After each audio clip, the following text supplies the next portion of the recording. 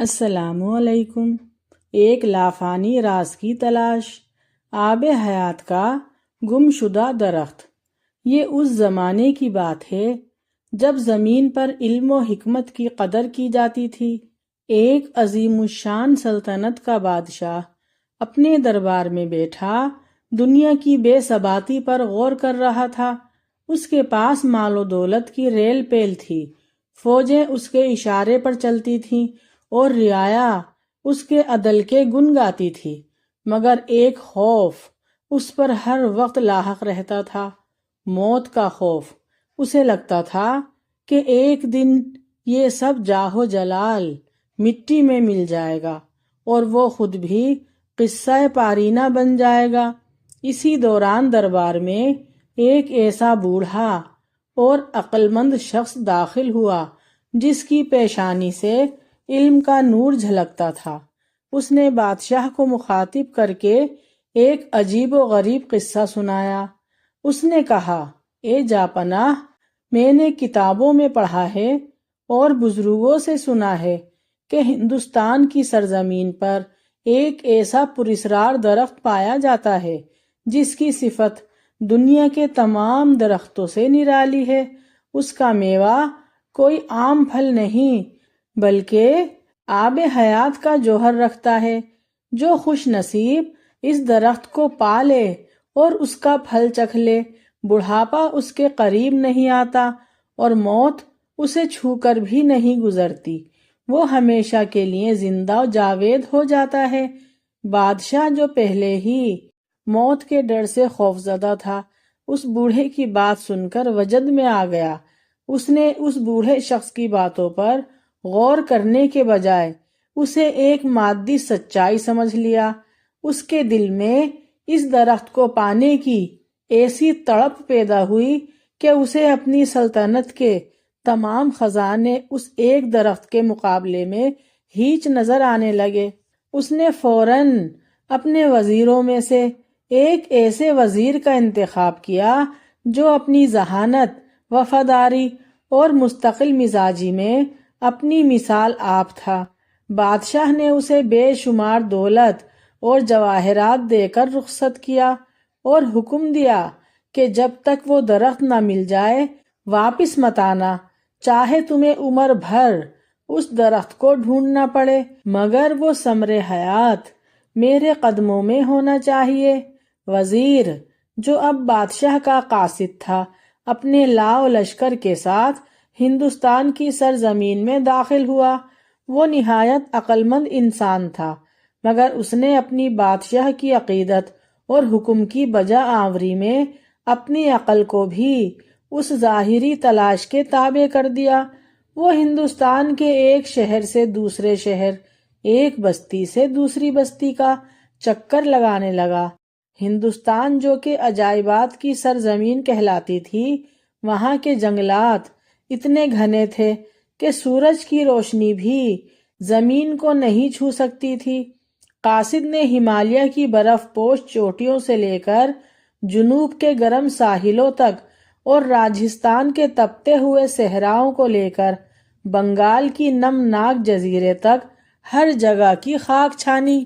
وہ جہاں بھی جاتا لوگوں کا ہجوم اکٹھا کر لیتا اور ان سے نہایت سنجیدگی سے سوال کرتا، بھائیو، کیا تم نے اس درخت کا نام سنا ہے جس کا پھل کھانے سے انسان مرتا نہیں ہے؟ کیا تم مجھے اس درخت کی جگہ بتا سکتے ہو؟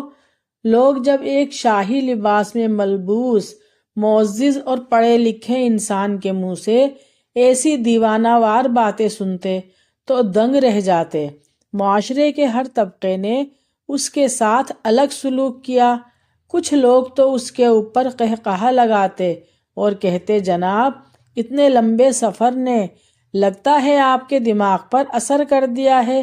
ایسے درخت کی تلاش تو وہ کرے گا جس کا عقل سے دور دور تک کوئی واسطہ نہ ہو۔ آپ کو کسی طبیب کی ضرورت ہے، کسی درخت کی نہیں۔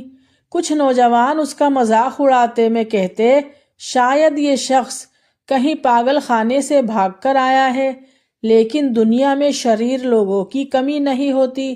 بعض ستم ظریفوں نے قاصد کی سادگی کا فائدہ اٹھانا چاہا، وہ اسے دور دراز کے خطرناک جنگلوں کا راستہ بتاتے اور کہتے، ہاں ہم نے سنا ہے کہ فلاں پہاڑ کی چوٹی پر ایک ایسا ہی عظیم الشان درخت ہے، مگر وہاں تک پہنچنا جان جوکھم کا کام ہے۔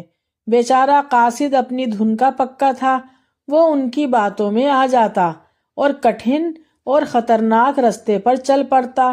کبھی اسے خاردار جھاڑیوں سے گزرنا پڑتا اور کبھی خونخوار درندوں کا سامنا کرنا پڑتا، مگر جب وہ منزل پر پہنچتا تو سوائے پتھروں اور ویران کے کچھ نہیں ہوتا۔ کچھ لوگ ایسے بھی تھے جو اس کی جھوٹی تعریف کرتے اور اسے تسلیاں بھی دیتے۔ وہ کہتے، آپ جیسے بلند حوصلہ اور ہمت والا انسان کی کوشش کبھی رائگاں نہیں جا سکتی، آپ بس ہمت نہ ہاریں، آپ ضرور کامیاب ہوں گے۔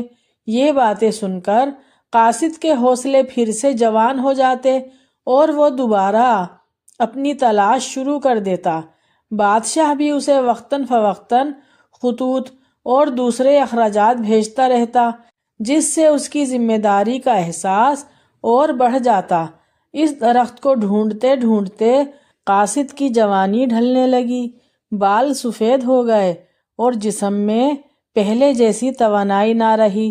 اس نے ہندوستان کا چپا چپا چھان مارا تھا، ہزاروں لوگوں سے ملا تھا، سینکڑوں جنگلوں کی خاک چھانی تھی، مگر وہ زندہ رکھنے والا درخت، وہ حیات بخش درخت اسے کہیں نہ ملا۔ اب اس کے پاس سوائے مایوسی کے کچھ نہ تھا۔ اسے محسوس ہوا کہ وہ ایک سراب کے پیچھے بھاگ رہا تھا جس کا کوئی وجود ہی نہیں۔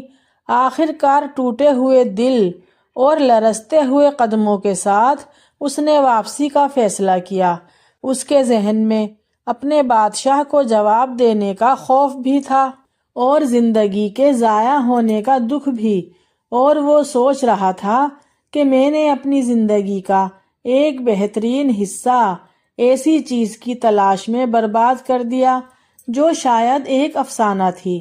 واپسی کے سفر کے دوران وہ ایک ایسے مقام سے گزرا جو نہایت پرسکون اور روحانیت سے بھرپور تھا۔ معلوم کرنے پر پتہ چلا کہ یہاں ایک بہت بڑے بزرگ، ایک کامل شیخ قیام پذیر ہیں۔ ان کے علم و فضل اور کشف و کرامات کے چرچے دور دور تک پھیلے ہوئے تھے۔ لوگ کہا کرتے تھے کہ ان کی دعا سے بگڑی ہوئی تقدیریں بدل جاتی ہیں اور ان کی نظر کیمیا دلوں کی کایا پلٹ دیتی ہے۔ قاصد کے دل میں ایک آخری امید پیدا ہوئی۔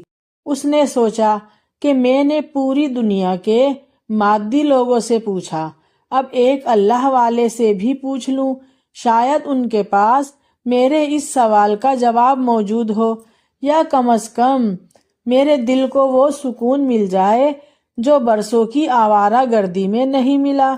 وہ دوڑتا ہوا شیخ کی خدمت میں حاضر ہوا۔ شیخ کا چہرہ اطمینان کا آئینہ دار تھا۔ قاصد ان کے قدموں میں گر گیا اور روتے ہوئے اپنی بپدا سنائی۔ اے اللہ کے ولی، میں ایک ہارے ہوئے جواری کی طرح آپ کے در پر آیا ہوں۔ میرے بادشاہ نے مجھے ایک ایسے درخت کی تلاش میں بھیجا تھا جس کا پھل آب حیات کی خاصیت رکھتا ہو، اور میں نے سال ہا سال اس درخت کی تلاش میں گزار دیے، لوگوں کے طنز سہے، پتھر کھائے، بھوک اور پیاس برداشت کی، مگر مجھے وہ درخت نہ ملا اور اپنے خالی ہاتھ لوٹ رہا ہوں۔ کیا آپ مجھے بتا سکتے ہیں کہ میں نے کہاں غلطی کی؟ کیا وہ درخت واقعی کہیں موجود ہے؟ بزرگ نے قاصد کی بات نہایت تحمل سے سنی اور ان کے لبوں پر ایک شفقت بھری مسکراہٹ پھیل گئی۔ انہوں نے فرمایا، اے سادہ دل انسان، تو جسے مٹی اور پانی سے اگنے والا ایک ظاہری درخت سمجھ کر ڈھونڈ رہا تھا، وہ دراصل اس مادی دنیا کا درخت ہے ہی نہیں، بلکہ وہ تو علم کا درخت ہے، وہ معرفت اور آگاہی کا شجر ہے جو انسان کے باطن میں اگتا ہے۔ قاصد حیرت سے شیخ کا چہرہ دیکھنے لگا۔ شیخ نے اپنی بات جاری رکھتے ہوئے فرمایا، اے نیک دل انسان، حق تعالیٰ کی رحمت بے قرار سے جو پانی نکلتا ہے وہی علم ہے، اور وہی علم جب کسی انسان کے دل میں سما جاتا ہے تو وہ اسے اپنی زندگی بخشتا ہے جیسے کبھی فنا نہیں۔ تو نے تفسیر کو حقیقت سمجھ لیا اور صفت کو جسم دے دیا۔ دیکھ، علم کے کئی نام ہیں۔ کبھی اسے درخت کہا جاتا ہے کیونکہ یہ سایہ اور پھل دیتا ہے، کبھی اسے آفتاب کہا جاتا ہے کیونکہ یہ جہالت کے اندھیرے دور کرتا ہے، اور کبھی اسے سمندر کہا جاتا ہے کیونکہ اس کی گہرائی کی کوئی حد نہیں۔ شیخ نے مزید گہرائی میں جاتے ہوئے سمجھایا، علم کی لاکھوں صفات ہیں، اور ان میں سب سے چھوٹی اور ادنا صفت یہ ہے کہ انسان کو حیات جاودہ عطا کرتا ہے۔ جو شخص علم حقیقی یعنی معرفت الہی حاصل کر لیتا ہے، اس کا جسم چاہے مٹی میں مل جائے مگر اس کی روح اور اس کا نام ہمیشہ زندہ رہتا ہے۔ وہ موت کے بعد بھی نہیں مرتا کیونکہ وہ لافانی سچائی سے جڑ جاتا ہے۔ وہ جس درخت کو ہندوستان کے جنگلوں میں ڈھونڈ رہا تھا وہ تیرے اپنے اندر اور اللہ کے برگزیدہ بندوں کی محفل میں موجود تھا۔ شیخ نے قاصد کی آنکھوں میں جھانکتے ہوئے ایک حقیقت بیان کی، اے جوان، یاد رکھ، یہ دنیا صورت اور شکلوں کا مجموعہ ہے، لیکن صورت تو صرف ایک چھلکا اور پوست ہے، جبکہ اس کے اندر کے معنی خاص ہیں۔ لوگ ناموں میں الجھ کر رہ جاتے ہیں اور صفت کو بھول جاتے ہیں۔ تو نے درخت کا نام سنا، لکڑی اور پتوں کے پیچھے بھاگنے لگا۔